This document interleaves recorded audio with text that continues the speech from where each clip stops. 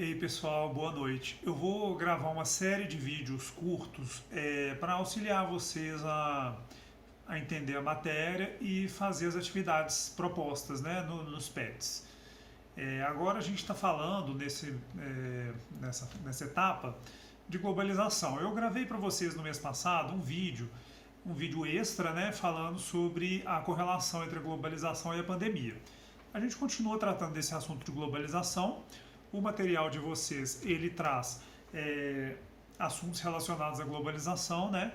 Então, recapitulando, a globalização é um processo que começou desde a época das grandes navegações, mas que se acelerou mesmo e começou a ganhar esse nome de globalização já no final do século XX.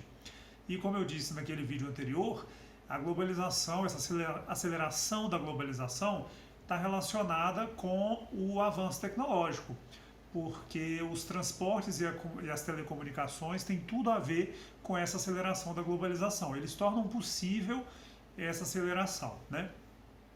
O resultado da globalização, dessa economia globalizada que a gente tem hoje, é o que a gente chama de economia mundial. É uma economia integrada, uma economia fortemente dependente das tecnologias e dos deslocamentos, dos fluxos. Fluxos de capital, fluxos de mercadorias, fluxos de serviços e também fluxos de pessoas, né?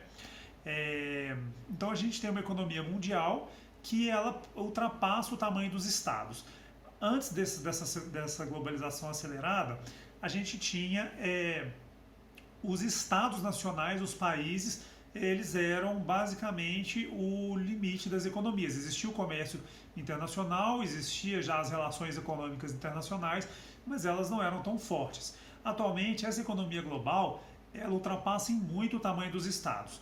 Por isso que quando a gente fala de economia mundial, a gente fala de órgãos decisórios que vão muito além dos países, dos governos dos países. Esses órgãos, então, são as instituições internacionais, como o FMI, o Banco Mundial, a própria ONU, embora a ONU não trate especificamente de economia, ela trata mais de questões de política internacional, de paz, mas acaba tratando também um pouco de economia nos órgãos que compõem a ONU.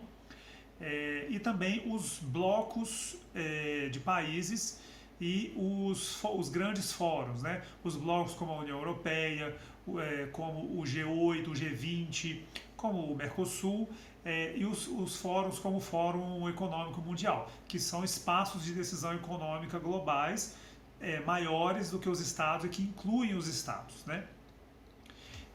A gente tem então que dentro da economia mundial hoje a gente tem uma ordem multipolar com uma única superpotência que são os Estados Unidos desde o fim da Guerra Fria, mas a gente tem uma ordem multipolar porque embora a gente tenha os Estados Unidos como única superpotência, a gente tem outros centros de poder econômico que são formados principalmente por blocos, tá? A gente tem o Japão, que é uma potência econômica, a China, que cresceu rápido nos últimos 30 anos e já atingiu um tamanho, a economia da China atingiu um tamanho que já permite a ela fazer frente aos Estados Unidos, e a gente está caminhando para uma ordem em que vai ser dominada por essa oposição, essa competição entre a China e os Estados Unidos. Isso já acontece.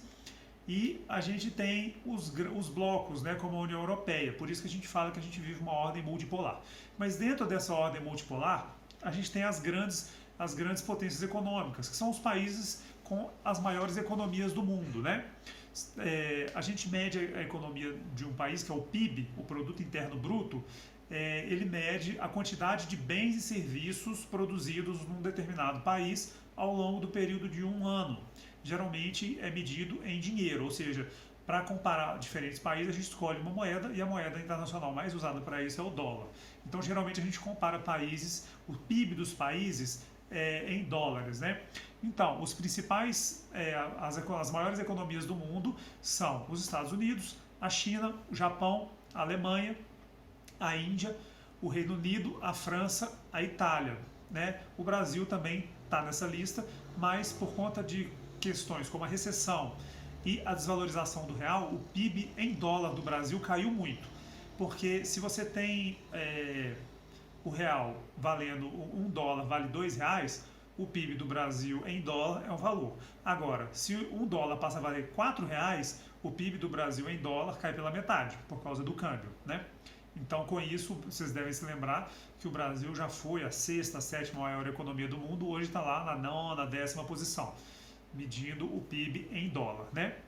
E a gente tem o comércio mundial. O comércio mundial, então, são as trocas econômicas entre os países. São os fluxos de comércio, de compra e venda de bens e serviços entre os países, né? O comércio mundial, nesse período de globalização extrema, ele é importantíssimo, porque a grande parte da economia mundial ela é baseada nesse comércio. E existem alguns países que, principalmente países em que a população não é tão grande, que eles dependem muito do comércio internacional.